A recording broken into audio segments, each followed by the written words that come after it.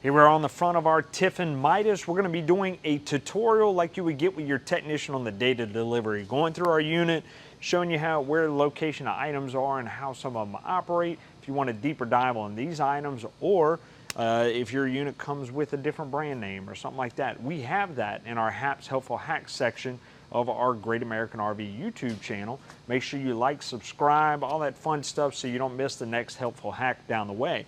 So we're going to start in the front here. We've got the hood popped. Let's take a look over here. Of course, we have our windshield washer fluid, our air cleaner, so our air filter right there is located. We have our oil level right here, brake fluid, coolant, and chassis fuse panel under there. Of course, this is a gas engine. We need to take care of our maintenance, changing oil, filter, all the fluid levels, all that stuff is considered customer maintenance in order to stay under that Ford warranty.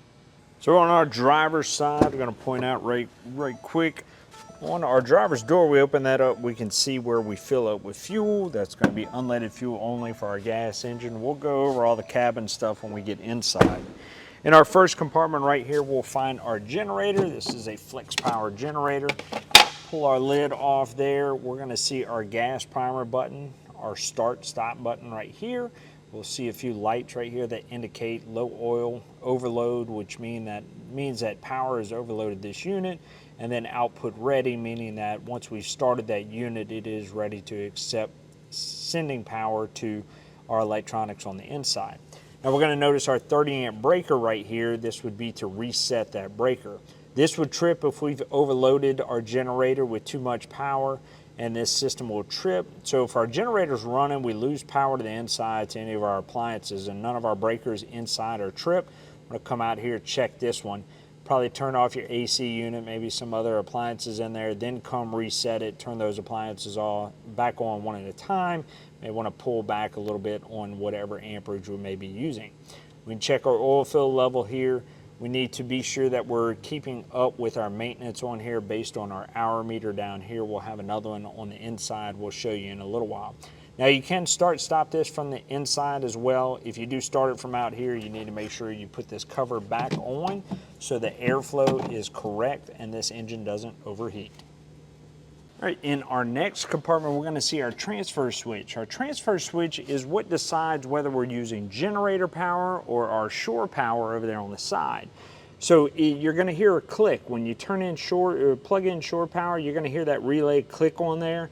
When you hear generator kick on, it'll click over and choose generator. So it just chooses one of the two based on what is available. Nothing you need to worry about or mess with in it. Just know that you'll probably hear it click over within about 30 seconds after emitting either shore power or generator power. Our sewage dump right here, we have our gray valve, our black valve. Of course, we have our hookup right here. Now our hookup is rotational. We can go ahead and turn that, get out of the way. We can go ahead and put our cap right there if we want to, but normally you're gonna have it down. That way we can run our sewage line in from underneath. Now, if you have your sewage line hooked up at the campground and that port is there to be able to dump, you can actually leave your gray valve open all the time. That's just sink water and shower water, so that could fill up fairly quick. Just go ahead and leave it open, let it drain out. Our black tank, however, we need to keep that closed until we're ready to dump. Reason being is we're putting solids in there from our toilet. That stuff can dry up, stick to the wall, stick to the floor, and very difficult to get out, including toilet paper, stuff like that too. So we want to go ahead and keep that closed, keep several gallons of water in there till we're ready to dump. When we are ready to dump, we're going to pull that black tank valve open, let it start dumping down that hose, and then we're going to hook up a regular water hose to our black tank flush, which we'll show you a little bit later on down the line.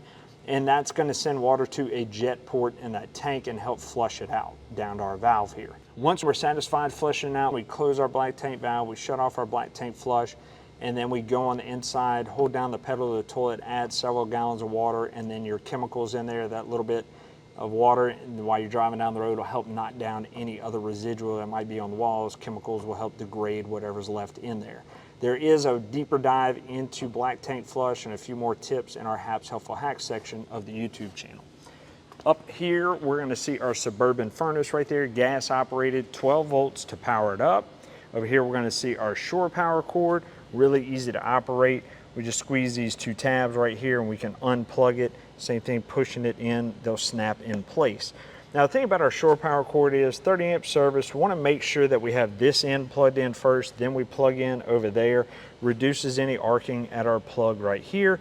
Also great if our air conditioner system is turned off before we do that, before we're plugging our systems in, that way it doesn't cause any unwanted surges to that system. Down here we're going to have our water control center, okay? So we have our satellite and cable coax ports right here.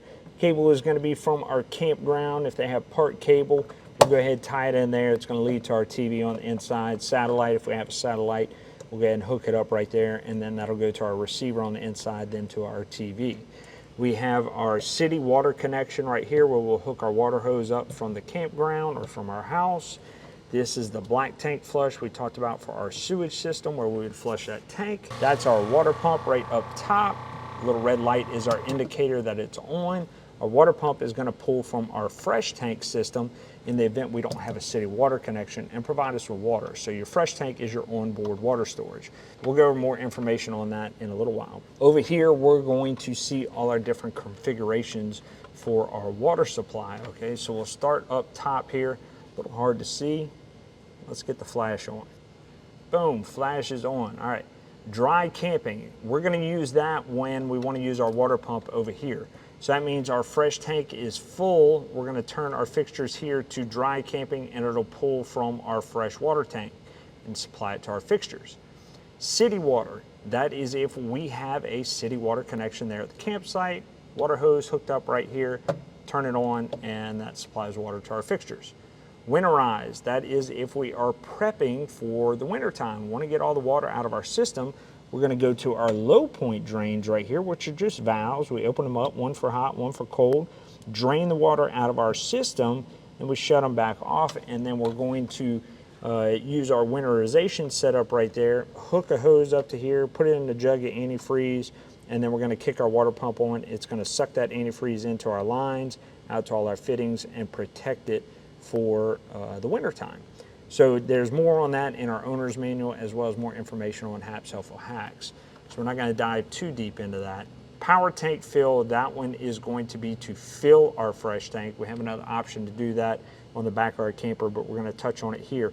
So filling our fresh tank, we would hook our water hose up here, turn our water on.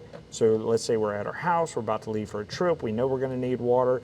We'll go ahead and fill up our fresh tank by turning to that fixtures. We can monitor how much is in there by our water meter on the inside. Now it does have an overflow in that tank, so if you overflow it, you may see it leaking out of the bottom on the ground. That's fine, no big deal. Just shut your water off and then move on. The excess water will drain out. We'll also be able to show you where the drain valve is for that fresh tank. Now that's added extra weight to your unit, plus you may not need all that water, so take what you need, don't add any extra weight. And then also, if you're storing your unit, go ahead and drain that stuff out so it doesn't become stagnant in your tank. This one right here is sanitized siphon to tank via pump. So that is pretty much the same thing as our winterization, but we're putting a mixture of water and bleach, and it's going straight into our fresh tank. So we can see our combination is the same, except we're going into our fresh tank and we're pulling from our water pump. So we're going to hook a water hose up to here, go to a bucket of water and bleach, turn it to that fixture, turn our water pump on. It's going to suck that water into our tank. Then once our tank is filled up, if we want to sanitize our fixtures, we can. We would go to dry camping right here, leave our water pump on, and all that water will pressurize to our fixtures. We also have our hot cold right here with our quick connect water hose. We can go ahead and do that.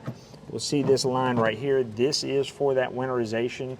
We see a fitting right here on this end that'll screw in, and then we also have our hose in that would go straight into the bucket. You can also see our water pump right back there. That is a 12-volt water pump. Up above that compartment, we're going to see our filter. Everything that flows through here, all filtered water from our city water connection and stuff.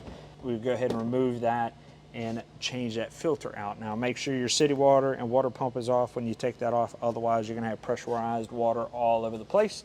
Relieve your valves before you unscrew it. Now down here we're going to have another storage tank, a storage bin, and then up here, of course, another storage there on the sides. This is our water fill we talked about. This is another way to fill that fresh water tank. If we want to just stick our hose in there, that'll fill that tank up as an option as well.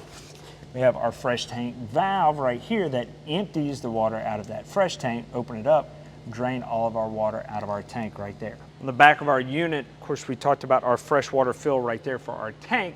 We also have our backup camera. We can monitor while we're traveling down the road, see what's behind us, or we can use it when we're backing up. We have a receiver hitch back here, no 7-way plug, so we wouldn't be able to tow with anything with lights back here.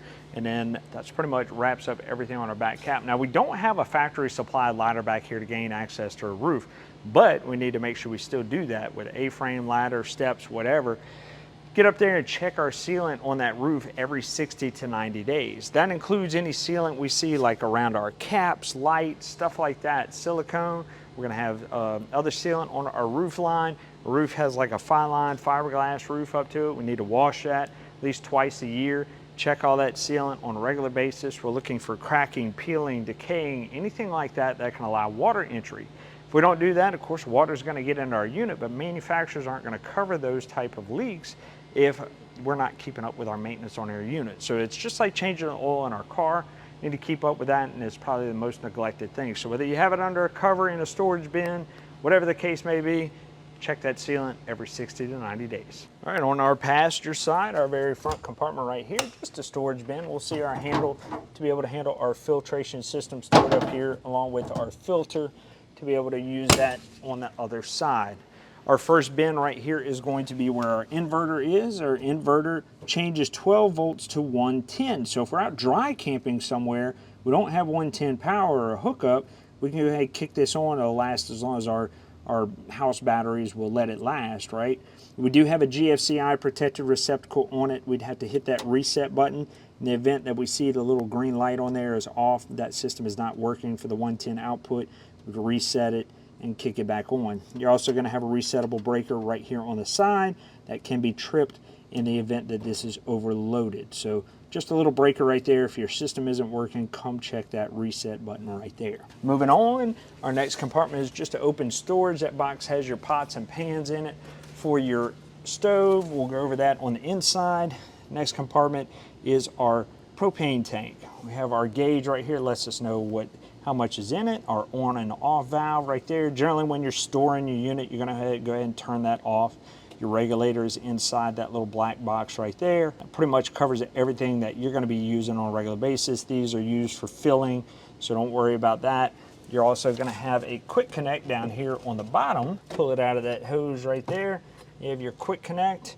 If you want to put a grill or anything like that on there, you can go ahead and do that and add that accessory.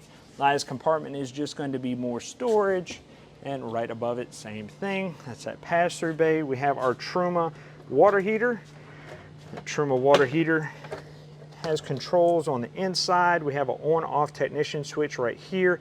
Generally, the technicians out here working, it's just an easy spot to turn it off and on. That little green light means everything's good. If it is blinking or flashing, it's generally showing a code that can be looked up through our manual, letting you know what's wrong with the system. We'll go over a little bit more information on how this works on the inside. You want a deeper dive on it? Find that in the HAP's Helpful Hack section. Last thing on the side of our unit out here is going to be the back of our refrigerator. Our refrigerator is a 12-volt refrigerator, compressor driven. We'll go over the controls for it on the inside. Now at our entry door, we're going to notice we have powered steps right there. 12-volt motor runs that in and out. Open and close that door. Then our steps can either go in and out or they can stay. There's a little switch right here on the inside. Flip that switch. Now the steps will go in. So whatever your choice is, whatever you want it to do, on, off, that's pretty much how it works. Now if we happen to leave them off, we close that door, we're ready to hit the road. As soon as you turn your ignition on, those steps are going to pull in as a little safety feature. Let's talk about our awning before we go inside. We have our Girard awning right here, no arms on the side, everything is roof mounted. It's going to be 12-volt powered, one button, to run it out. You push it, let it go, it'll run out and extend all the way. Same thing retracting. Now there is a stop button on there. You have a tree, let's say right here, you need to stop it sooner, hit that stop button, it'll stop. Awning lights on it, and then we're also going to have a wind sensor on here too, so if the wind gets too too rough, it's going to roll that awning in automatically. Now that is a safety fault in there, but we shouldn't always rely on that. If we see a bad storm coming in, something like that, I'm going to go ahead and roll that awning in. If they have a bad windstorm, roll that awning in. Leaving your camper for an extended period of time, roll that awning in. Any damage that occurs due to neglect of trying to bring it in before a storm, it's going to be customer maintenance, customer pay, or insurance claim. I promise you don't want it, so make sure you roll it in. Better safe than sorry if you're not using it. As we walk into our entry door, we're going to see our battery disconnect right here on the side. It literally does what it says. It disconnects the 12-volt batteries on our house side of things, not our chassis. And that is when we store our unit. If we store our unit unplugged, we want to turn this to the off position. If we store our unit plugged in, or if we are using our unit, whatever, we need to go ahead and turn it to the on position. So basically off if we're not using it and it's not plugged in, on for everything else. Under here we're going to see our batteries. Flip that switch, lift that up. That is going to be our house batteries. So once again, all the 12-volt stuff inside our unit, that is where it's at. You'll find maybe 1 or 2 inline fuses. We can see one right there, but most of our other 12-volt fuses are going to be labeled back there by the back panel. We'll show you where that is in a little while. Over to the left, we're going to have that on-off button for our steps that we talked about. We already explained that. And then up here we have our touchscreen panel. Our touchscreen panel on our main home screen, we're going to have some ceiling lights, stuff like that. If we see the ones right there with the arrows, turn that flash off so you'd see better. See the ones with the arrows right there? If we hold that down for a second, those are actually dimmable functions. So just the ones with the arrows have that. If you want to turn stuff off and on, just touch it once and it'll turn it off and on. Have our battery voltage right there for our house batteries. We have our fresh tank, gray tank, black tank levels, as well as our propane level there on the right. To the left we have our tank heaters. Now these are 12-volt mats. We kick those on during extreme cold weather, and those will heat up those tanks, keep them from freezing up. Our water pump, we talked about the operation of that. When we use it, we're pulling from our fresh tank. Now the thing about our water pump is it is an on-demand pump, so it's going to operate only when our faucets are on. If we hear that pump running and we're sure all of our water is turned off, we need to come over here, turn that pump off, and investigate. Either we're out of water or we have a leak in the system. We want to go ahead and turn it off so we don't burn up that pump. Down here we have our lights. It's just more lights in here that we can turn off and on. We'll have our light master. It'll turn everything on the inside off, not the outside. Turn everything back on. Mechanical, we have our 2 fans, our front fan and our bathroom fan. Those are those max airs. We go ahead and open our lid like that and then put how fast we want that fan to run. Next is our settings screen. Not too much in here you want to mess with, but you can change a few things. Brightness of your screen. We have our screen settings here. We can go in and change when we want it to black out after 15 minutes or less. This will also default back to our regular home page. Just different stuff. We can change our background color if we want. It's just up to you whether or not you want to make any of those changes.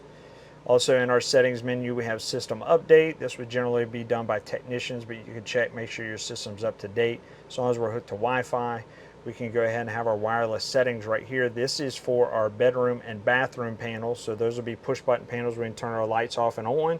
We'll show you where those are later, but they're wireless. Okay, they're powered up by 12-volt wires, but they are essentially wireless when connected to this system. Our coach model, that's going to be the model of our unit based on the programming that's in here. We don't really want to mess with that.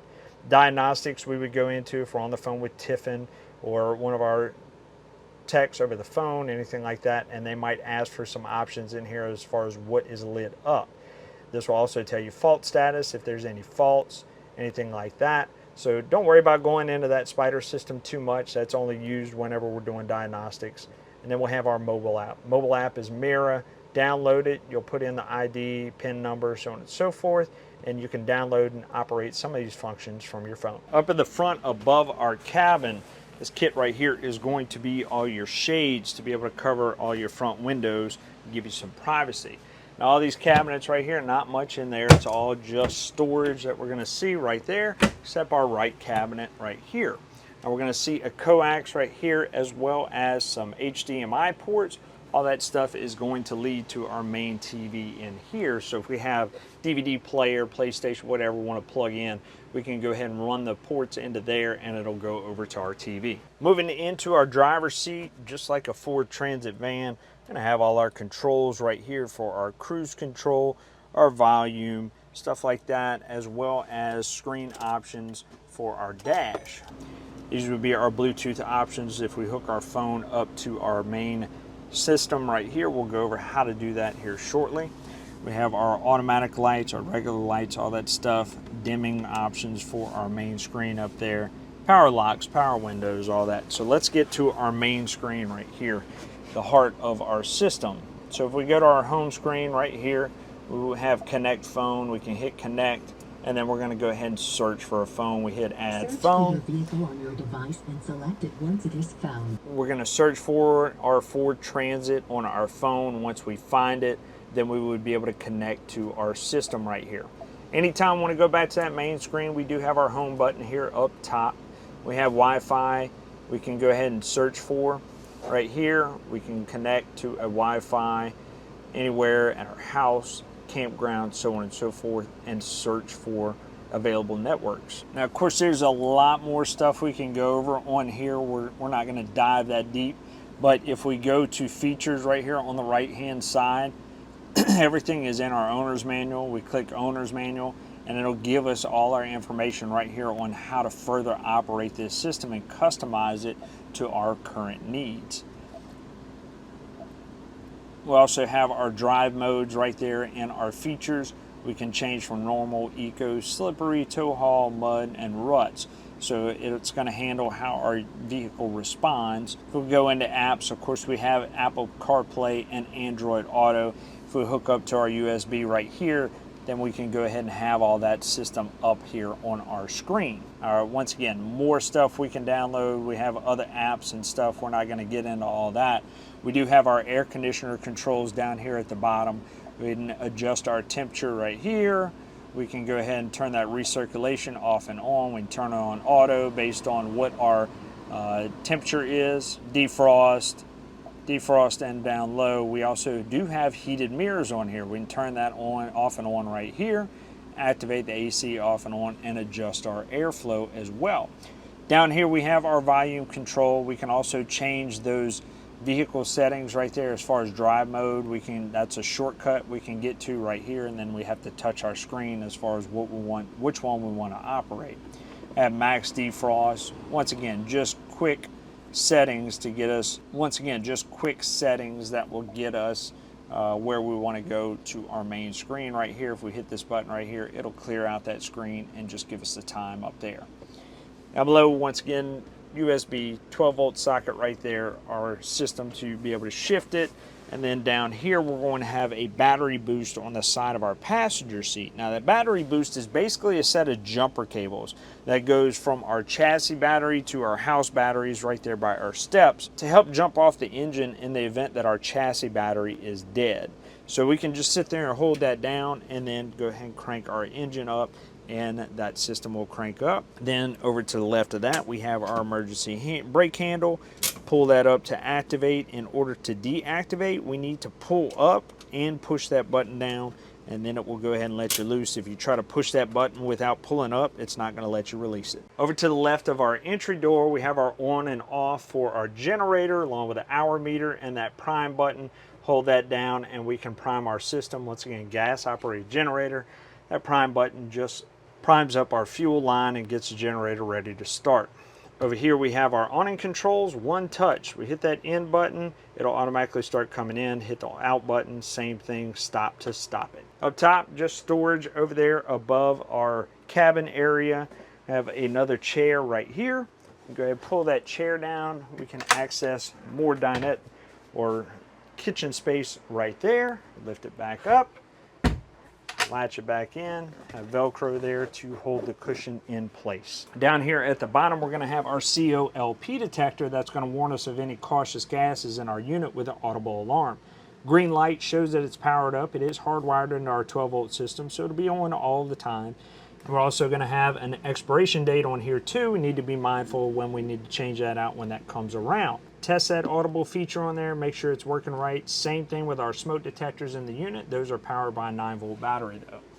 Over here we have our true induction cooktop. That's going to be those special pots and pans that we can use to cook on here. Those are the only pots and pans that work on here. That's in that white box out in the storage area outside. Pretty simple to function. Kick it on, put our pot on there, and then we can adjust our temperature from there. Here we have our sink. Put our sink cover in for more counter space, hot and cold on our faucet, and then we have our TV up here. TV can pop out. We'll see, we can adjust it right there. Over on the side we have HDMI inputs and everything.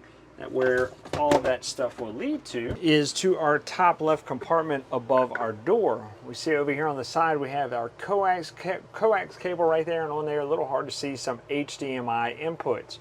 So if we have a DVD player or something we want to put in here, we plug in our HDMI there and it'll come out on our TV over there, as well as our back TV as well.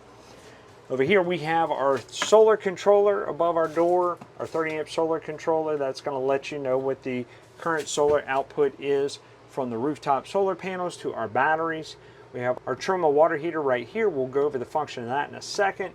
And then we have our cable antenna. So based on if we're hooked up to part cable, we'll hit cable. If we're using antenna, click antenna, and that will activate our boost. Here is another controller for that inverter system that we have outside. Once again, that's going to change our battery voltage to 110 voltage, and it'll last as long as those batteries will let us. This will give you the current battery voltage for it. Pretty much plug and play. Kick it on, that system will kick on and send power to selected outlets. Let's go over the operation of our Truma heater right now. So we have our Truma AquaGo system for our water heater. Now we do have a reserve tank on this water heater, so it's going to be able to give us kind of instant power, instant hot water if we go to this first mode right here. Now this mode is going to be just regular heat for your water. It's going to be 120 degree output, and the reserve inside your tank is going to keep it at like 100 degrees. Now if we go to eco mode, works the same way, but it's going to keep it at a lower temperature in that reserve tank, so it's going to take a little bit longer to get up to that 120 degree mark, but it still has it prepped and ready to go. We're just conserving the amount of power that we're using on that system. Now our off option right there, obviously that keeps that tank off, and then we have our antifreeze option right here. This would be used in extreme cold temperatures to keep that tank from freezing up. It will keep it at about 41 degrees. And then we have our clean option. Now I'm going to tell you now that clean option, if you click it to clean and you didn't mean to, you better turn it back real quick, because you only have about 30 seconds before this goes into a fault mode. Cleaning is for decalcification of that tank. There are steps to take that you can find in your owner's manual. We'll eventually have a video on this stuff, but don't go to the clean option if you don't want to clean it. Otherwise it's going to get stuck in that mode until you do the proper steps. So just keep that in mind. We have our microwave 110 operated and our 12-volt refrigerator. We saw the back of it outside. Really easy to operate. Hold it down for a couple seconds, it'll kick it on. And then we have our freezer box and our refrigerator box as far as which one we want to change the settings to. We have that one selected. We change it 1 through 5, 5 being the coldest, 1 being the non-coldest. And we have a night mode. Night mode reduces the amount of 12-volt power consumption that we're using. So if we're dry camping somewhere, we're pulling off of those house batteries, we want to kick that on so it'll reduce the power that's being used. But keep in mind, we don't want to open and close these doors a lot when we do that. Anytime we store our unit, we want to make sure we defrost our freezer, get all the water out of it, wipe it all down. Same thing with our refrigerator. That way we don't have any mold and mildew in our unit, and we reduce the opportunity for that water to leak out, damage our wood components around our refrigerator. Always a good idea when you store it, leave your doors cracked open too. That'll help air it out as well. In our hallway we have our Honeywell furnace. Pretty simple. Click it to heat, set our temperature, that system will kick on. Now it's a gas operated furnace. We don't have a stove to bleed air out of our system. You're going to get air in your system when you store your unit. You turned your tanks off, or if you ran out of propane, generally end up with air in the system. So what you're going to have to do when you first pull it out, kick that system on, same thing with your water heater, It may throw an error code. Just cycle through it. Turn it off, turn it back on. It may take 2 to 3 tries before it gets all the air out of the system, and then everything will operate just fine. Shower is pretty self-explanatory, hot and cold, but we have this shower miser in here. Shower miser is nice because if you are dry camping, you don't have a port to put your shower water in, and you don't have a water source you're pulling from your fresh tank, we can recycle that water. We're trying to conserve the amount we put in that tank as well as the amount we pull out of our fresh water. So that's where our shower miser comes in. Now this little valve below our hot and cold will turn our water on to hot. Then we take this valve, turn it up in the position that it's in right now, and water will circulate from our fresh tank and back into our fresh tank. Once it heats up, this is going to change from a blue color that it is to a lighter blue or white color, letting you know that that system is hot. From that point, we turn that valve to the bottom, leading to our hose on the shower head, and it'll output the water. All right, we're in our bathroom. We talked about the little wireless panels. Got one on the wall right here. We'll show you. Just clicked it off the wall, and we can see the 12-volt wire powering it up. But basically, it is wireless as far as to that touch screen on the inside of our unit. Moving on, in our bathroom, we have another resettable GFCI in here. If in the event that it's tripped, probably affecting some of your outlets outside of this, we hit that reset button and it will reset that system. Now generally they trip because they either got wet or we have too much stuff plugged into them, causing too much amperage.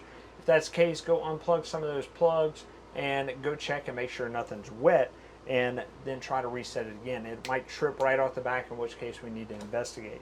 Down here we have our toilet. This is a macerator toilet system.